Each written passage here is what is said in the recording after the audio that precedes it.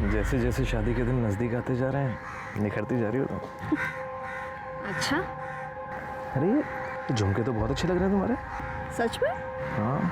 माँ ने दिए। पता है संदीप, हमारी माँ ने ना बहुत स्ट्रगल किया है। मैं चाहती हूँ कि मैं उन्हें ज़िंदगी की वो हर खुशी दूँ जो वो डिज़र्व करती है। और इसमें हम तुम्हारे साथ हैं।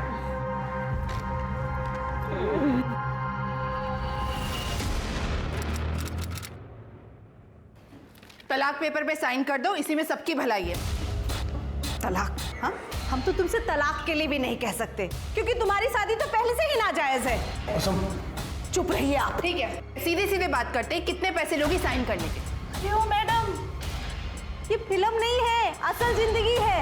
एक बात कान खोलकर सुन लो, अपने जीते जी हम इन्हें नहीं छोड़ेंगे। जो करना है कर लो। ये क्या कर रही हो तुम? ये लो एक बात और, अब तुम देख लो कि तुमको पूरी जिंदगी इनके साथ। हाँ? पर तुम हाथ कैसे उठाई हो? कुसुम छोड़। अरे हिम्मत कैसे हुई यार? ये सब ना आपकी वजह से हो रहा है। इस सब के जिम्मेदार आप हैं। तू अपनी जुबान बंद रख। तुम छोड़ेंगे नहीं। हटाओ, क्या कर रही हो? छोड़ो मुझे। तुम्हारा तो मैं वो हश्र करूंगी ना कि तुम्हारी रूह तक कांपेगी। अरे जाओ यहाँ से।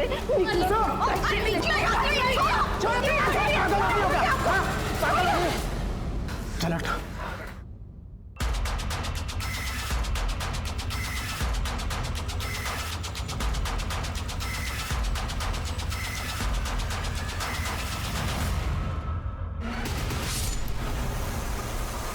प्रीति,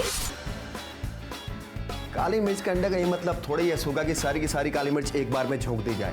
अरे भाई, मिर्च सिर्फ इतनी ही होनी चाहिए कि आदमी जो है 2 से 3 दर्जन अंडे एक बार में दबा के खाए और नहीं तकलीफ भी ना हो, समझे? जी भैया। सर बंद कीजिए प्लीज। क्या हो गया सर जी? आपके पड़ोसी महेश प्रजापति, उनके घर में 2 औरतों की लाश मिली। क्या देखा?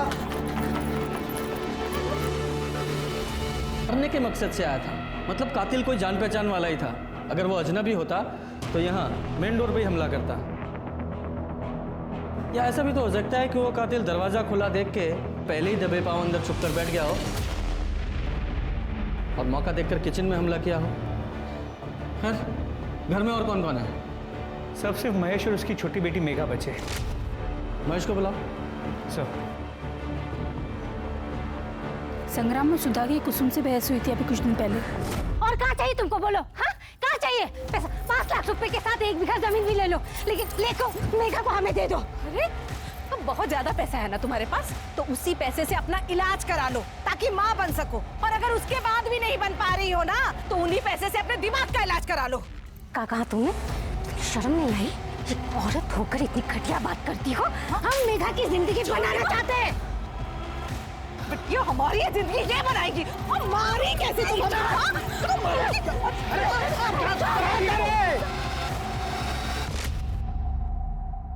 बेटा, तुम्हें किसी पे शक है? कौन तुम्हारी मम्मी और बहन को मार सकता है? नहीं पता सर। अच्छा, तुम कब से इनके घर पर थी? सुबह से। वो आज हमारी शादी की सालगिरह है ना, और मेघा को हम अपनी बेटी की तरह मानते हैं, इसलिए वो हमारे साथ हमारे घर पर ही थी। आज आप दोनों ने आसपास कुछ ऐसा अनयूजुअल देखा या सुना? जरा याद करके बताइएगा, क्योंकि एक छोटी सी इन्फॉर्मेशन हमारे लिए बहुत काम की हो सकती है। नहीं सर। और आप भी घर पे ही थे? नहीं सर, हम तो अखाड़े में थे जी। आपके आने से तकरीबन आधा घंटा पहले तो आए थे हम। सर,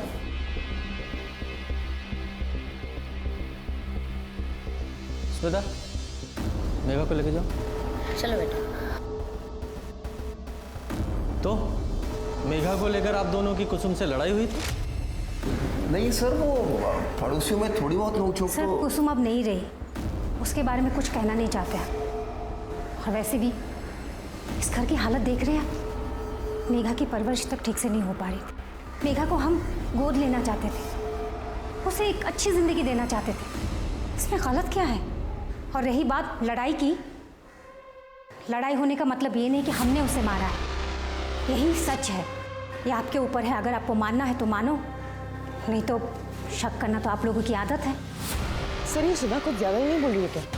हाँ, कई लोगों की होती है फितरत इस टाइप की। लेकिन सर ऐसे सर इन्होंने सुमन के घर किसी को आते हुए देखा था।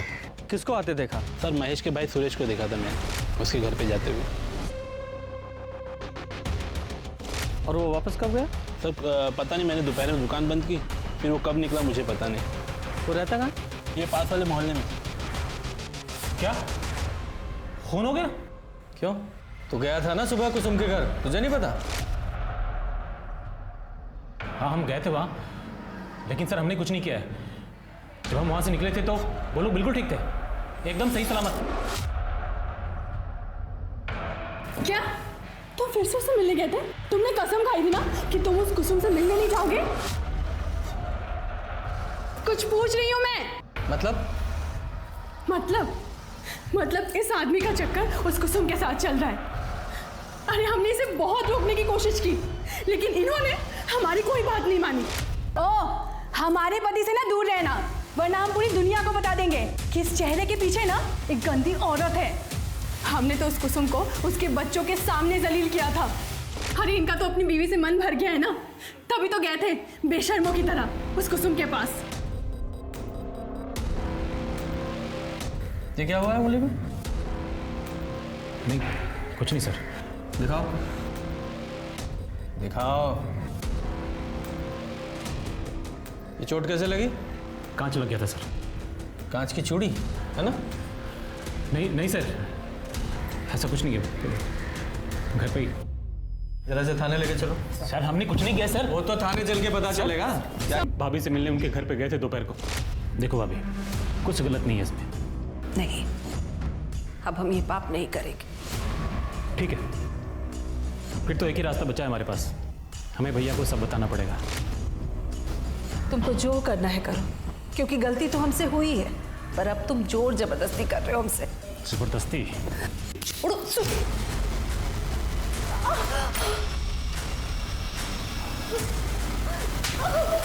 मुंह तोड़ दूंगा तुम्हारा। छोड़ो मुझे, छोड़ दो मुझे, मन भर गया मुझसे। छोड़ दो मुझे। चाचा जी छोड़िए नहीं। चाचा जी आप जाइए यहाँ से। इसके पहले चाचियाँ मेरी माँ को कुछ उल्टा सीधा बोले। बहुत गलत कर रही हो तुम, पछताओगे। यही सच है सर, हम जो कुछ भी जानते थे आपको बता चुके हैं, हमें जाने दीजिए सर। लेकिन ये अधूरा सच है, जब तक ये पूरा सच नहीं उगलता खातिरदारी करते रहो। सर ऐसा मत कीजिए सर।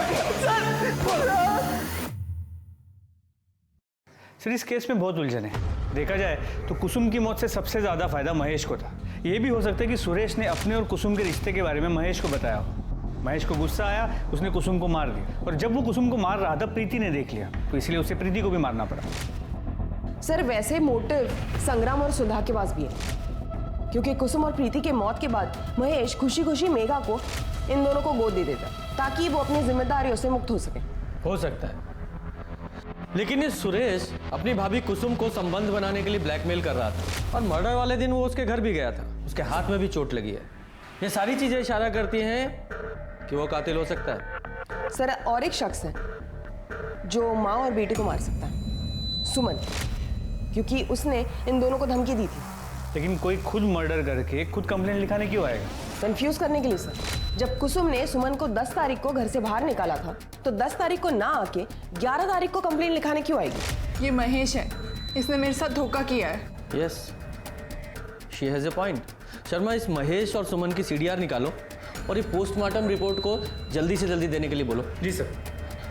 और महेश के वकील को तुम फॉलोअप कर रही थी ना, क्या हुआ उसका? सर उसके ऑफिस में मैसेज भिजवाया है। और वो संग्राम, उसका वो चमचा सुग्गा, बुलाओ सर। जी सर। तुम्हें पुलिस के पास जाने की जरूरत क्या थी? हम तो रास्ता निकाल ही रहे थे ना। तुम तो चुप ही करो। तुम इस लायक होते ना तो मुझे बीच में पढ़ने की ज़रूरत ही नहीं होती। पर अब क्या फ़र्क पड़ता है इन बातों का? मुझे जो चाहिए था वो तो मुझे मिल गया।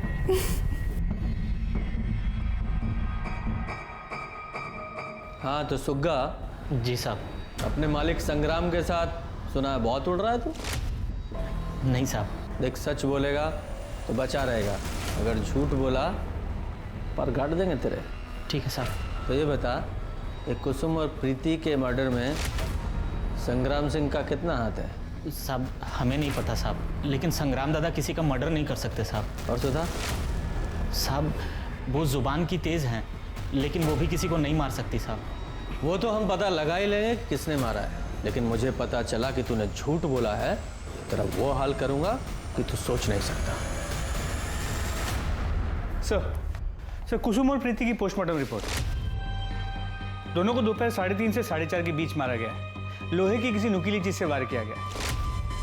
प्रीति को 5 बार और कुसुम को 6 बार स्टैप किया गया है। और रेप? सर रेप या कोई सेक्सुअल एक्टिविटी नहीं हुई है।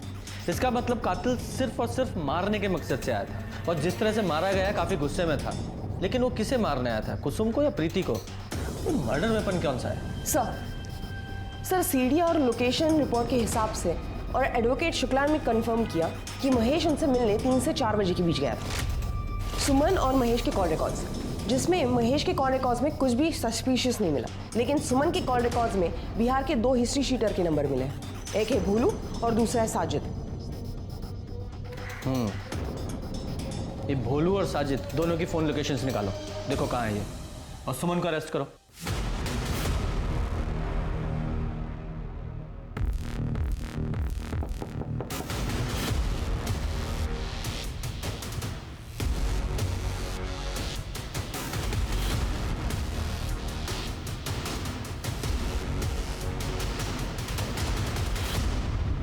तुम्हारे सीडीआर और भोलू और साजिद के फोन लोकेशन से पता चला है कि वो दोनों कॉन्ट्रैक्ट किलर भी सेम डे यहाँ मेरठ में ही थे। देखिए, मैं आपको सब सच सच बताती हूँ सर। मैं महेश की लीगल वाइफ बनना चाहती थी, और इसीलिए मैंने भोलू और साजिद को कुसुम को मारने की सुपारी दी थी। लेकिन बाद में मैंने अपना इरादा बदल दिया था। देखिए, मुझे लगा कि अगर इन्वेस्टिगेशन हुआ और मैं पकड़ी गई तो पूरी ज़िंदगी मुझे जेल में रहना पड़ेगा, और मैं महेश से तो कभी मिल ही नहीं पाऊंगी। इसलिए मैंने सोचा कि मैं केस कर कर उस पर प्रेशर बनाती हूँ। मैं आपके पास पुलिस कंप्लेंट भी लिखाने आई थी, और इसके बावजूद भी अगर वो कुसुम को तलाक नहीं देता तो मैं केस वापस लेने के नाम पर नोएडा वाला घर अपने नाम करा लेती। देखिए, इतना तो मेरा हक बनता है ना सर। तुम्हारा पुलिस में कंप्लेन करना और उन कॉन्ट्रैक्ट किलर का यहाँ मेरठ में मौजूद होना, टाइमिंग इतनी अच्छी है ना कि तुम्हारी बातों पर यकीन करने का दिल ही नहीं कर रहा है। जब तक सच्चाई पता नहीं लग जाती, आप कस्टडी में रहेंगे। सर मेरी बात पे यकीन कीजिए, मैंने बिल्कुल भी झूठ नहीं बोल रही हूँ सर। मैंने कुछ नहीं किया, मैंने किसी को नहीं मारा। थोड़ा सा खा लो कुछ। छोटी माँ, अब सब खत्म हो गया। बेटा ऐसा नहीं बोलते, हम हैं ना, हम हैं तुम्हारे साथ। हमारे होते हुए तुम्हें किसी चीज की चिंता नहीं करनी चाहिए। शर्मा, ये भोलू और साजिद का क्या हुआ? सर खोज जारी है। पर मुझे एक बात खटक रही है, ये सुमन के पास कुसुम को मारने का मोटिव था, और उसने उन कॉन्ट्रैक्ट किलर को उसकी सुपारी भी दी थी। लेकिन प्रीति का क्या? उसे क्यों मारा गया? उसकी शादी होने वाली थी, कहीं ऐसा तो नहीं कि उसके किसी पुराने आशिक ने या फिर एक तरफा प्यार करने वाले ने कांड किया हो? मुमकिन है सर। प्रीति की सीडीआर और उसकी फोन लोकेशंस निकालो, और हाँ, उसके मंगेतर से भी बात करो। तब तक हम महेश और मेघा से बात करके आते हैं। चलो। जी सर। प्रीति और उसकी माँ को कौन मार सकता है? तुम्हें किसी पे कोई शक है? कोई पुराना आशिक या कोई वन साइडेड अफेयर? सर प्रीति का मुझसे पहले कोई बॉयफ्रेंड नहीं था, और सर जहाँ तक उसकी फैमिली को जानता हूँ मैं, उनका भी कोई दुश्मन नहीं था सर। 11 तारीख को तुम कहाँ थे? जब हम इन्वेस्टिगेशन के लिए वहाँ आए थे तुम हमें मिले नहीं। सर मुझे ना देर शाम को पता चला, और जब मैं वहाँ गया तो वहाँ कोई नहीं था। हम मौका वारदात से गए थे, शहर छोड़ के नहीं। तुम चाहते तो हमें पुलिस स्टेशन आके मिल सकते थे। कुछ छुपा तो नहीं रहे हो? मैं क्या छुपाऊंगा सर, मैं तो खुद टूट चुका हूँ सर। जब तक ये केस सॉल्व नहीं होता शहर छोड़ के मत जाना। सर हमें इस बारे में कोई जानकारी नहीं है। हम ज़्यादातर समय नोएडा में ही रहते हैं। और आपको कुछ पता है बेटा?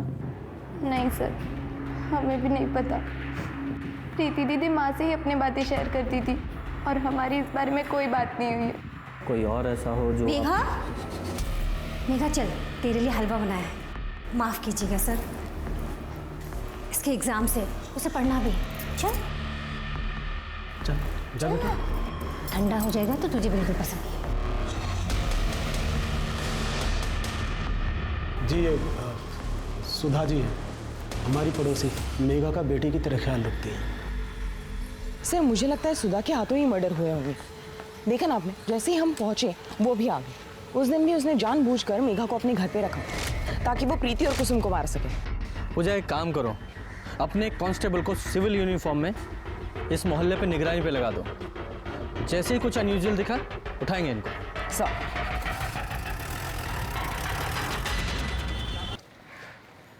प्रीति की CDR और लोकेशन रिकॉर्ड्स से इससे कुछ ज़्यादा इन्फॉर्मेशन हाथ नहीं लगी। ज़्यादातर कॉल सिर्फ एक नंबर पे हुए हैं, उसके बॉयफ्रेंड संदीप के नंबर पे। और जैसे संदीप ने बताया था, उसके किसी एक्स बॉयफ्रेंड या वन साइडेड लवर का कोई कनेक्शन सामने नहीं आया। इस भोलू और साजिद को जल्द से जल्द पकड़ना होगा। आपको जान से मारने की क्या जरूरत थी? अभी का तो फिर भी समझ में आता है, बेचारी प्रीति ने क्या बिगाड़ा था आपका? तेरा दिमाग खराब हो गया है क्या? मैं उन्हें क्यों मारूंगा भला? तू तो बहुत शरीफ है ना, जो अपने भाई की गैर मौजूदगी में अपनी भाभी के साथ गुलछर्रे उड़ाता था, और जब दिल भर गया तो उसका खून कर दिया। लेकिन मेरी बच्ची ने क्या बिगाड़ा था तेरा? उसे क्यों मारा तूने? मैंने किसी को नहीं मारा है। पुलिस के पास संदिग्धों की फहरिस्त बहुत लंबी थी। महेश कुसुम से हर हाल में पीछा छुड़ाना चाहता था और वहीं सुरेश, उसका कुसुम से नाजायज रिश्ता चल रहा था और वो मौकाए वारदात पर गया भी था। संग्राम सुधा मेघा को 15 सालों से हासिल करना चाहते थे, लेकिन कुसुम उनके रास्ते का सबसे बड़ा रोड़ा थी। वहीं सुमन, उसने बिहार से 2 हिस्ट्री शीटर्स को बुलाया था इस हत्या को अंजाम देने के लिए, और मेरठ में वो हत्या के दिन मौजूद भी थे। इतने सारे लोगों के पास हत्या करने की वजह तो थी, लेकिन पुलिस को सुमन के अलावा किसी के भी खिलाफ सबूत नहीं मिला। सुमन ने ये तो माना कि उसने भोलू और साजिद को हत्या करने के लिए बुलाया था, लेकिन उसका ये भी कहना था कि एंड मोमेंट पे उसने हत्या करने से मना कर दिया था। लेकिन ये बात पुलिस को हजम नहीं हो रही थी, इसलिए वो भोलू और साजिद को ढूंढने में लग गए। लेकिन इस बीच पुलिस के हाथ कुछ ऐसा लगा जिसने इन्वेस्टिगेशन की दिशा ही बदल दी। सर देखिए क्या मिला है। ये तो प्रीति है। जी सर, लड़कों के चेहरे क्लियर नहीं है, मगर प्रीति का चेहरा क्लियर है, और उसे देख के लगता नहीं है कि जो कुछ भी उसके साथ हो रहा है उसके मर्जी के खिलाफ हो रहा है। और सर ये देखिए, एंगेजमेंट रिंग, मतलब ये वीडियो हाल फिलहाल में बनाया गया है। Right sir. वीडियो की वॉइस बहुत डिस्टर्बिंग है, इसे एनहेंस कराओ। और तुम जरा पता करो कि ये वीडियो कहाँ से अपलोड हुआ है, IP एड्रेस निकालो। जी सर।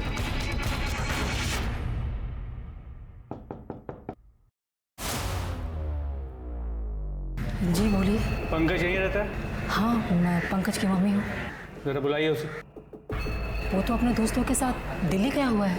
कब गया? ये कुछ 11 अक्टूबर को। आपके बेटे ने एक लड़की का अश्लील वीडियो अपलोड किया है। क्या? ऐसा नहीं हो सकता। कंप्यूटर जब्त कर लो, और जिन दोस्तों के साथ तो दिल्ली के उनकी डिटेल्स दीजिए मुझे। सर, पंकज के कंप्यूटर में कोई और अश्लील वीडियो नहीं मिला, और उसका फोन अभी भी स्विच ऑफ है। यानी कि उसे पता था कि हम उस तक पहुंचने की कोशिश जरूर करेंगे, इसीलिए सब कुछ डिलीट किया और गायब हो गया। तोड़ो उसे। सर हमने उस अश्लील क्लिप के ऑडियो को एनहांस किया, ये सुनिए। यार ये संदीप बार-बार कॉल क्यों कर रहा है? संदीप, सर मेरी बात तो सुन लीजिए सर एक बार प्लीज। अरे मैंने नहीं मारा सर उसे, सच बोल रहा हूँ, मैंने नहीं मारा सर। वो सुभाष ने मारा होगा सर। कौन सुभाष? सुभाष पांडे सर, सुभाष पांडे दोस्त है सर मेरा। अभी कुछ दिन पहले सर 1 लाख रुपए उधार लिए थे उससे, और टाइम पे वापस नहीं दे पाया सर मैं। तो फिर सर वो सुभाष ने ना एक प्लान बनाया सर, और जब मैं प्रीति के साथ सर पार्क में बैठा था ना सर, तो वो वहाँ आया सर। फिर आज फिल्म देखने चलो। चलते हैं ना, काफी दिन हो गए। चलो रास लीला करने के लिए यहाँ तेरे पास पैसे, और हमारा पैसा चुकाने के लिए तेरे पास पैसे नहीं। भाई हम तुम्हारा पैसा लौटा देंगे, बता रहे हैं हम। कुछ दिन का मोहलत दे दो। भाई मेरी बात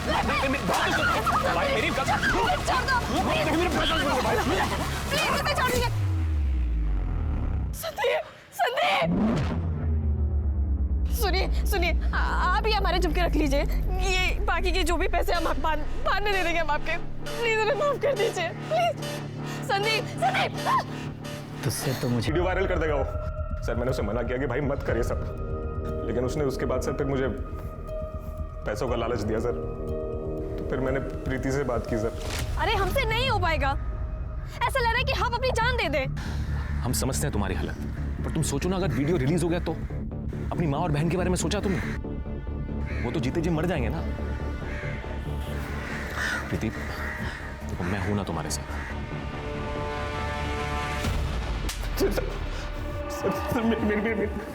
शर्म नहीं आई तुझे अपनी ही मंगेतर के साथ इतना घिनौना काम करते हुए?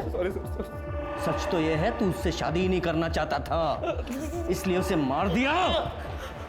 प्रीति को मारते हुए तुझे उसकी माँ कुसुम ने देख लिया तो तूने उसे भी मार दिया। सर मैंने नहीं मारा सर किसी को, मैं कितनी बार बताऊं सर, जो सस्ता बोल दिया आपको सर। हमने कुछ नहीं किया सर।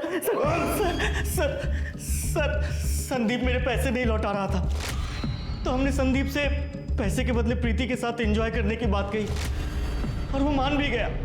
लेकिन तभी पंकज ने वीडियो बना लिया और उसके बाद प्रीति हम दोनों को एक साथ देखकर शॉक हो गई थी। ये सब तुम्हारा प्लान था ना? देखो ऐसा है, संदीप को पता चलेगा तो वो तुम्हें छोड़ेगा नहीं। ये सब उसी का किया हुआ प्लान था। पहली बार बेहोश नहीं हुआ था, बेहोशी का नाटक कर रहा था। नहीं तुम झूठ बोल रहे हो। ये सुनो, देख मैं ना बेहोशी का नाटक करूंगा और तू अपना काम कर लियो। इसके बाद तेरा मेरा 1 लाख का हिसाब बराबर। तो तूने उसे इसलिए मार दिया कि अब वो तेरे हिसाब से नहीं चल रही थी, या फिर इसलिए कि वो हमारे पास आने का सोच रही थी? ऐसा कुछ नहीं है सर, मेरा यकीन कीजिए, हमने किसी को नहीं मारा। जरूर पंकज ने मारा होगा, वो बहुत सनकी आदमी है सर। तोड़ते रहो इसे। हमने कुछ नहीं किया सर। ये संदीप और सुभाष दोनों को कस्टडी में रखो और दोनों की कॉल लोकेशंस और फोन लोकेशंस निकालो। कुसुम के घर में जो फिंगरप्रिंट्स मिले हैं वो इन दोनों के फिंगरप्रिंट से मैच करा के देखो। और ये पंकज, उसका कुछ पता चला? सर उसका लोकेशन ट्रेस हो गया। उसने कल अपना फोन ऑन किया था। वो दिल्ली में नहीं, मुंबई में। लोकल पुलिस को कांटेक्ट किया है, होपफुली जल्दी पकड़ लेंगे। Very good Sharma. एक बार ये पंकज हाथ में आ गया ना तो सच्चाई तक पहुंच सकते हैं। भरोसा और समर्पण किसी भी रिश्ते की नींव होते हैं। प्रीति संदीप के लिए समर्पित थी, लेकिन संदीप ने प्रीति के भरोसे का फायदा उठाया और उसे घिनौने दलदल में धकेल दिया। सो पुलिस की फहरिस्त में प्रीति का मंगेतर संदीप, उसका दोस्त सुभाष और पंकज का नाम जुड़ चुका था। संदीप और सुभाष तो गिरफ्तार हो चुके थे, पुलिस उनसे सच उगलवाने में लगी थी, लेकिन पंकज अभी तक पुलिस की गिरफ्त से बाहर था। लेकिन एक कामयाबी पुलिस के हाथ लगी, उनके हाथ भोलू और साजिद लग गए। सुमन ने कबूल किया है कि उसने तुम दोनों को कुसुम को मारने की सुपारी दी थी और तुम दोनों ने कुसुम और प्रीति दोनों को मार दिया। नहीं साहब, हमने मारा नहीं साहब, वो औरत झूठ बोल रही है साहब। फिलहाल तो हमें कुसुम को। तो देखते हैं कि थोड़ी और मार खाने के बाद तुम्हारी सच्चाई बदलती है, वही रहती है। तोड़ो जरा। साहब नहीं साहब, सुनो साहब नहीं साहब।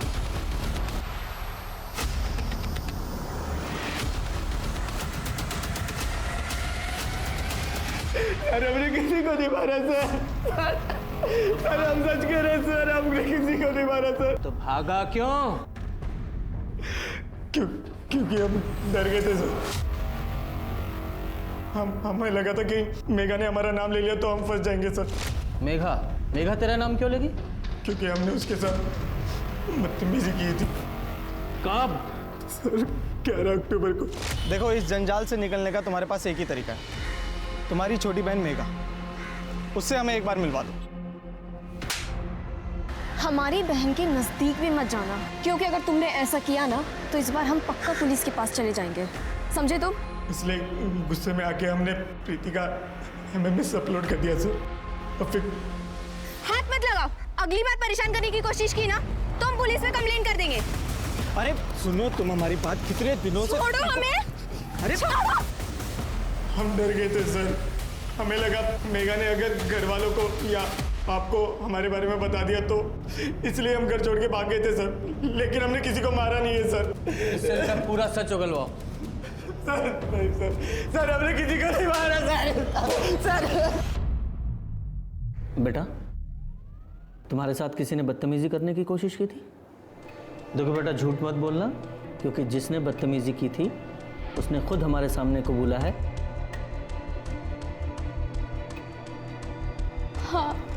तो ये बात तुमने पहले क्यों नहीं बताई? डर गई होगी। समाज में लोग तरह तरह की बातें करते हैं, भूल गई। आप समझदार हैं ना, तो फिर हमारे काम में दखल अंदाजी क्यों कर रही हैं आप? हमने उससे पूछा है ना, आपको जवाब देने की क्या ज़रूरत है? अगर नेक्स्ट टाइम आपने ऐसा किया, आपको अरेस्ट करके थाने लेके जाऊंगा, वहीं पूछताछ करूंगा मैं। शांत बैठिए आप। बोलो बेटा। हम डर गए थे, समाज में लोग तरह तरह की बातें बनाते, हम भूल गए।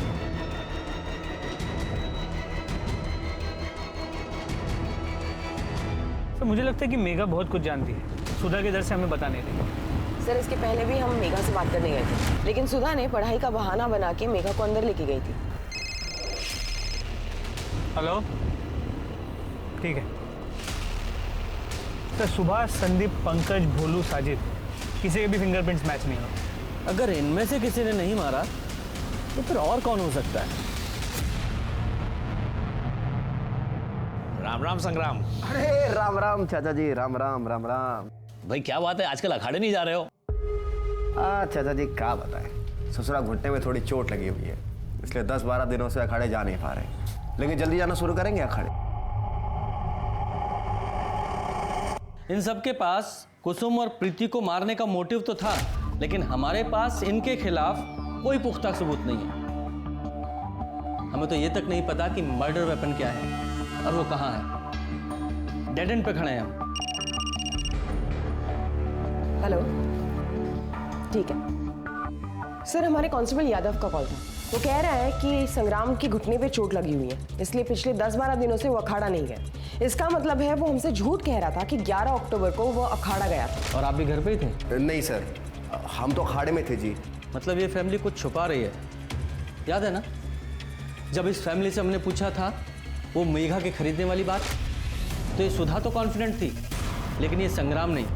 लेकिन सिर्फ शक की बिना पर, बिना सबूत के हम कुछ नहीं कर सकते।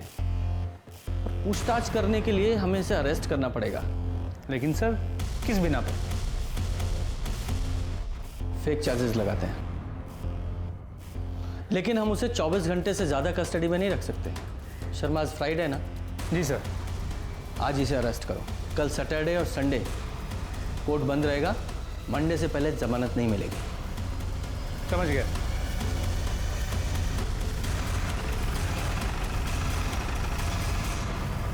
संग्राम जी, सुना है आप नशा करते हैं, घर में नशे का सामान भी रखते हैं?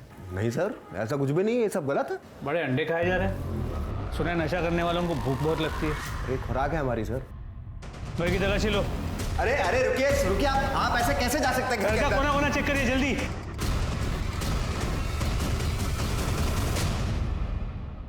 संग्राम जी, ये क्या है? आप बिल्कुल चिंता मत कीजिए, हमें पता है आप बेकसूर हैं। हम वकील से बात कर लेंगे। अरे सर जी, आपको कोई गलतफहमी हुई है, मैं कभी भी अपने घर पे गांजा लेके नहीं गया। तो फिर तूने झूठ क्यों बोला कि तू 11 अक्टूबर को अखाड़े में गया था?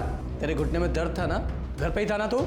अरे सर, मैं गया था उस दिन अखाड़े में, पर मैंने वहां कोई काम वाम नहीं किया था। चल ठीक है, मान ली तेरी बात। अब तो हमें सिर्फ इतना बता कि कुसुम और प्रीति का खून किसने किया। तेरे जो गांजे वाले चार्ज है ना, ये हटा देंगे। ओ, तो इसलिए लाया आप लोग हमें यहाँ? तो ऐसा है सर जी, हम नहीं जानते किसने मारा हम दोनों को। तो ठीक है, फिर हो जा सजा के लिए तैयार। आप जानते नहीं सुधा को, हमें हर हाल में यहाँ से बाहर निकाल देगी, देखते रहिएगा आप। ऐसा है पहलवान, देख आज है शुक्रवार और शनिवार और इतवार रहती है कोर्ट बंद। सोमवार से पहले तेरी जमानत नहीं होने वाली। अब 3 दिन तू यहीं रहेगा। अब सोच ले, अपनी हड्डियां तुड़वाएगा या सच बताएगा?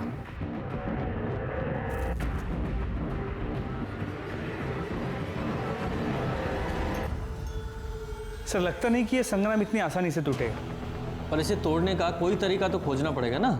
सर, मैंने एक चीज़ ऑब्जर्व की, जब जब हम संग्राम से मिलने जाते हैं, या तो वो खाता होता है या उसके पास खाने का बहुत सारा सामान पड़ा होता है। तो पहलवान लोग तो ऐसे ही होते हैं। हाँ, लेकिन शर्मा, इसका मतलब ये भी है कि उसे दिन में कई बार खाने की आदत है, और आदमी की आदत ही उसकी कमज़ोरी होती है, और हमें उसकी इस कमज़ोरी का ही फ़ायदा उठाना है, उसे हथियार बनाना है। इस संग्राम का खाना बंद कर दो, भूखा रहेगा, अपने आप टूटेगा और सारी सच्चाई उगलेगा। सर सर अब तक मुंह नहीं खोल रहा। तो क्या करें, कोई इलाज ढूंढना पड़ेगा इसका, अदरवाइज। संग्राम जी के लिए खाना लाए। क्या हम अपने पति से मिल सकते हैं? जी नहीं, आप उनसे नहीं मिल सकती। टिफिन यहीं छोड़ दीजिए, हम दे देंगे। सर आपके हाथ में तो अधिकार है उन्हें बेल पे छोड़ने के लिए, तो फिर किस लिए उन्हें परेशान कर रहे हैं? हम परेशान नहीं कर रहे हैं, और ना ही बेल पे छोड़ने का अधिकार हमारे पास है, वो कोर्ट के पास है। उन्हें बेल वहीं से मिलेगी। लेकिन सर मंडे तक हम कुछ नहीं कर सकते। देखिए वो तो हम भी कुछ नहीं कर सकते, सॉरी। आप जाइए, टिफिन दे देंगे। हाँ पूजा, जरा CDR की फाइल निकालो। आ जाओ शर्मा। पूजा, आज खाना यहीं खाते हैं, यहीं मंगा ले। जी सर। गुप्ता, खाना यही लेके आओ। सर बहुत दिनों बाद घर का खाना। वाह। श्वेता जी प्लेट्स। हाँ ये भी है। क्या है? एक मिनट, ये तो हमारे घर का टिफिन है ना? Chicken lollipop. अरे वाह, अंडे। वाह, पुलाव तो बहुत टेस्टी लग रहा है। खुशबू देखिए। अरे खाना हमारे घर से आया है, हमारे लिए। लेकिन खा तो हम रहे हैं। हाँ तुम भी खा सकते हो, सिर्फ ये बता दो खून किसने किए? पुलाव ना पुलाव। वाह, उसमें भरपूर प्रोटीन। लेके आ गई। जी सर। अच्छा हुआ, कल का खाना बहुत अच्छा था। ऐसे संग्राम जी ने कहा। सर वो उनसे एक बार मिल पाते तो। नहीं, हम टिफिन दे देंगे। आप जाइए, आप नहीं मिल सकते। चलो। वाह वाह वाह, आज फिर चिकन। बाबा वैसे संग्राम जी आपकी बीवी खाना बहुत अच्छा बनाती है। अरे भाई जल्दी, आज क्या है आज? Sir chicken biryani, chicken curry और ये दाल मखनी। एक काम करो शर्मा। हाँ। अरे पहलवान के घर से खाना आया है, 2 दिन हो गए कुछ खाया नहीं है, थोड़ा सा भाई को भी दो। ये लो पहलवान, खा लो, घर का खाना है। बस इतना सा? अरे नहीं खाना मैं। सर लगता नहीं कि संग्राम कुछ बताने वाला है, या फिर ये भी मुमकिन है उसे सच में कुछ पता ना हो। सिर्फ आज रात का डिनर बचा है। कल सुबह नाश्ते के साथ सुधा बेल के पेपर्स भी ले आएगी। शर्मा एक आखिरी दाव चल के देखें? चलो। अरे शर्मा, अरे भाई जल्दी खाना लाओ, भूख लगी है। लाया सर। शर्मा जल्दी खोलो, भूख लगी है। सर आज फिर से चिकन। आहा बिरयानी, वाह। खुशबू तो बहुत अच्छी आ रही है। हाँ पहलवान, ये लीजिए। खाओगे? बहुत अच्छा है। सर जी, हम आपको सब कुछ सच से बता देंगे, लेकिन पहले हमें पूरा टिफिन दीजिए खाने के लिए। पहले स्टेटमेंट, फिर खाना। खत्म करो। अच्छा ठीक है, ठीक है, ठीक है, हम आपको सब कुछ सच से बताते हैं। देखिए हमें सच में नहीं पता कि कुसुम जी और प्रीति को किसने मारा, पर हाँ सुधा ने हमें सुवा दिया था छिपाने के लिए। हमने उसे मिट्टी में गाड़ दिया। अब खाना दीजिए फटाफट। चलो।